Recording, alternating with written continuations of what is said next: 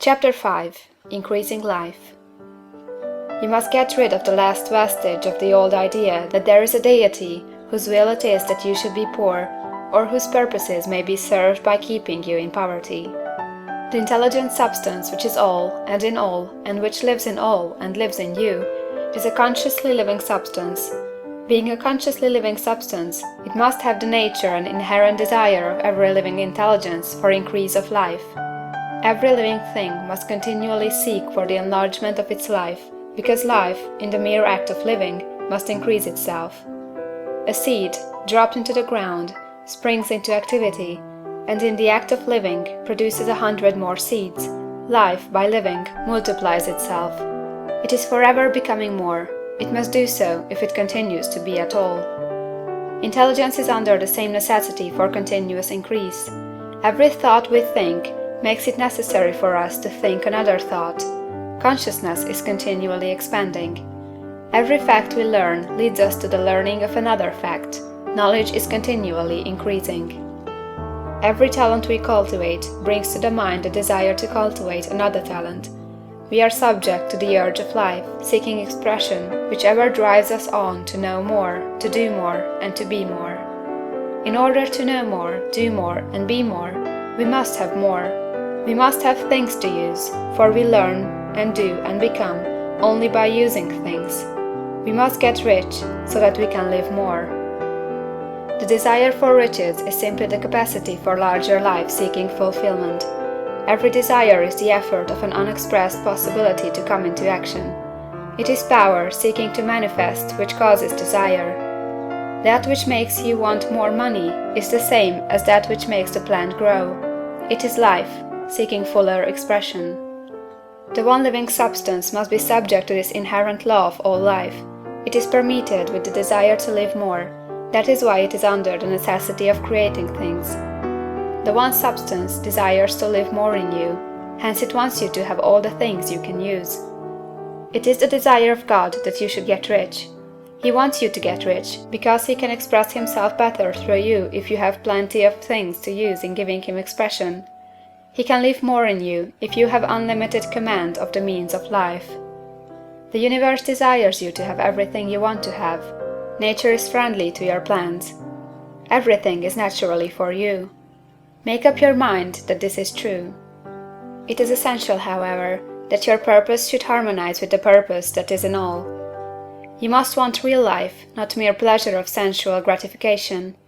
Life is the performance of function, and the individual really lives only when he performs every function, physical, mental, and spiritual, of which he is capable, without excess in any. You do not want to get rich in order to live swinishly, for the gratification of animal desires. That is not life. But the performance of every physical function is a part of life, and no one lives completely who denies the impulses of the body a normal and healthful expression. You do not want to get rich solely to enjoy mental pleasures, to get knowledge, to gratify ambition, to outshine others, to be famous. All these are a legitimate part of life, but the man who lives for the pleasures of the intellect alone will only have a partial life, and he will never be satisfied with his lot. You do not want to get rich solely for the good of others, to lose yourself for the salvation of mankind, to experience the joys of philanthropy and sacrifice. The joys of the soul are only a part of life, and they are no better nor nobler than any other part. You want to get rich in order that you may eat, drink, and be merry when it is time to do these things, in order that you may surround yourself with beautiful things, see distant lands, feed your mind, and develop your intellect, in order that you may love man and do kind things, and be able to play a good part in helping the world to find truth. But remember that extreme altruism is no better nor nobler than extreme selfishness. Both are mistakes. Get rid of the idea that God wants you to sacrifice yourself for others, and that you can secure His favor by doing so. God requires nothing of the kind. What He wants you is that you should make the most of yourself and for others. And you can help others more by making the most of yourself than in any other way. You can make the most of yourself only by getting rich. So it is right and praiseworthy that you should give your first and best thought to the work of acquiring wealth. Remember, however, that the desire of substance is for all, and its movements must be for more life to all. It cannot be made to work for less life to any, because it is equally in all, seeking riches and life. Intelligent substance will make things for you, but it will not take things away from someone else and give them to you. You must get rid of the thought of competition. You are to create, not to compete for what is already created. You do not have to take anything from anyone. You do not have to drive sharp bargains. You do not have to cheat or to take advantage. You do not need to let any man work for you for less than he earns. You do not have to covet the property of others, or to look at it with wistful eyes. No man has anything of which you cannot have the like, and that without taking what he has away from him. You are to become a creator, not a competitor. You are going to get what you want, but in such a way that when you get it every other man will have more than he has now. I am aware that there are men who get a vast amount of money by proceeding in direct opposition to the statements in the paragraph above, and may add a word of explanation here. Men of the plutocratic type, who become very rich, do so sometimes purely by their extraordinary ability on the plane of competition, and sometimes they unconsciously relate themselves to substance in its great purposes and movements for the general racial upbuilding through industrial evolution. Rockefeller, Carnegie, Morgan, and others have been the unconscious agents of the supreme in the necessary work of systematizing and organizing productive industry, and in the end, their work will contribute immensely toward increased life for all. Their day is nearly over. They have organized production, and will soon be succeeded by the agents of the multitude, who will organize the machinery of distribution. The multimillionaires are like the monster reptiles of the prehistoric eras. They play a necessary part in the evolutionary process, but the same power which produced them will dispose of them. And it is well to bear in mind that they have never been really rich. A record of the private lives of most of this class will show that they have really been the most abject and wretched of the poor. Riches secured on the competitive plane are never satisfactory and permanent. They are yours today and another's tomorrow. Remember, if you are to become rich in a scientific and certain way, you must rise entirely out of the competitive thought. You must never think for a moment that the supply is limited.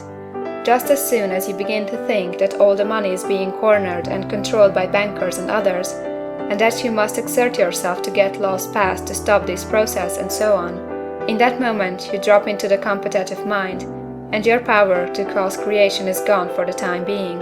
And what is worse, you will probably arrest the creative movements you have already instituted. Know that there are countless millions of dollars worth of gold in the mountains of the earth, not yet brought to light, and know that if there were not, more would be created from thinking substance to supply your needs. Know that the money you need will come, even if it is necessary for 1,000 men to be led to the discovery of new gold mines tomorrow. Never look at the visible supply, look always at the limitless riches in formless substance, and know that they are coming to you as fast as you can receive and use them. Nobody, by cornering the visible supply, can prevent you from getting what is yours.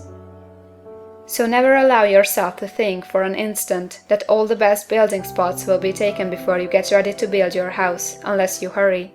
Never worry about the trust and combines, and get anxious for fear they will soon come to own the whole earth.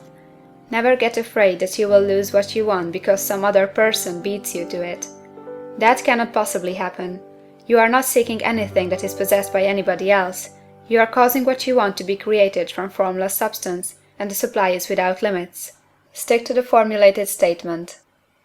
There is a thinking stuff from which all things are made, and which, in its original state, permeates, penetrates, and fills the interspaces of the universe. A thought, in this substance, produces the thing that is imaged by the thought.